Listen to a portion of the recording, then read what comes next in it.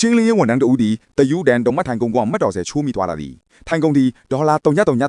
တန်ဖိုးရှိသည်ထိုအချိန်တွင်အပြစ်မှလူတို့ရဲ့ခြေတပတ်ကြားလာရသည်ကြောက်လန့်တကြားဖြင့်သူသည်စပွဲအောက်တွင်ပုံခေါ်လိုက်သည်ရုတ်တရက်တထေးမသည်အခန်းတွင်သို့ဝင်လာသည်သူမထိုင်ကုန်ကထိုင်လိုက်သည်နှင့်ထိုင်ကုန်ကျိုးသွားပြီးသူမရဲ့မလုံးမြောက်သည်စပွဲအောက်တွင်ပုံခေါ်နေသောရှင်းလင်းရေးဝန်ထမ်းပေါ်သို့ကြားရောက်သွားသည်နှစ်ဦးစလုံးရဲ့မလုံးချင်းစုံမိသည်နှင့်တပြိုင်နက်အော်ဟစ်မိကြသည်တထေးမသည်ဒေါသထွက်ပြီးအနားမှဓာတ်ကိုကောက်ကမဲအောက်မှဘာလုပ်နေတာလဲဟုမေးသည်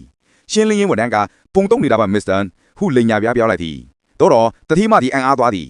သူရှေ့မောက်တွင်ရပ်နေသောလူသည်သူမပျောက်ဆုံးနေသောညီကုန်းနှင့်အတူတူပင်ချွတ်တူနေတတ်သည်ကုမ္ပဏီအခြားသော stock share ရမြပင်ထိုလူကိုမြင်ပြီးဥကြုံကြသည်ရှင်းလင်းဝန်ထမ်းသည်ထိတ်လန့်သွားပြီးထိုနေရာမှထွက်ပြေးသွားသည်သို့သောတတိမသည်မကြာမီသူကိုရှာတွေ့ပြီးသူမ၏အင်ကြီးသို့ခေါ်လိုက်သည်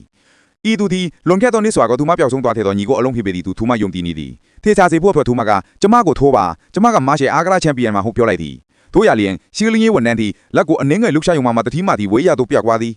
ထိုအခါသူမသည်ဤသူသည်သူမပျောက်ဆုံးနေသောညီကုန်းလုံထွေးသည်သူမယုံကြည်စိတ်ချသွားသည်ထိုအချိန်တွင်အိမ်သို့သူမညီငယ်လည်းရောက်လာသည်သူမသည်ညီကုန်းပျောက်ဆုံးသွားသည့်နောက်ကုမ္ပဏီပိုင်ဆိုင်မှုများကိုအတင်းအကျပ်သိမ်းဆိုင်ဖို့အစည်းအဝေးချတာတော်သူဖြစ်သည်သူမသည်ကုမ္ပဏီ stock အကျိုးမြတ်လွယ်ကြရေးသဘောတူညီချက်ကိုအတင်းတောင်းဆိုသည်ထို့သောသူမရဲ့မျက်လုံးများသည်ထိုလူပေါ်သို့ရောက်သွားသည်နှင့်သူမမျက်နှာဖြူသွားသည်အပြေခန့်ကြောင့်ဆိုသူမပင်သူမရဲ့ညီကုန်းကိုတောင်ပေါ်မှပစ်ချမှုအစီအစဉ်ချမောင်းတာခဲ့တော်ကြမလို့သည်သို့သောညီငယ်လည်းသည်ဤသူသည်သူတို့ရဲ့တေဆုံးသွားပြီးသောညီကုန်းလုံးဖြစ်မှာမဟုတ်သည်ကိုယုံမနိုင်ခဲ့ပေသူမသည်ရည်ရွယ်ချက်ရှိပြီးပြောလိုက်သည်ငါတို့ညီကုန်းကမာရှယ်အားကစားချန်ပီယံပင်သူတို့အားလုံးကိုရင်ဆိုင်နိုင်လိမ့်မယ်ဟုဆိုသည်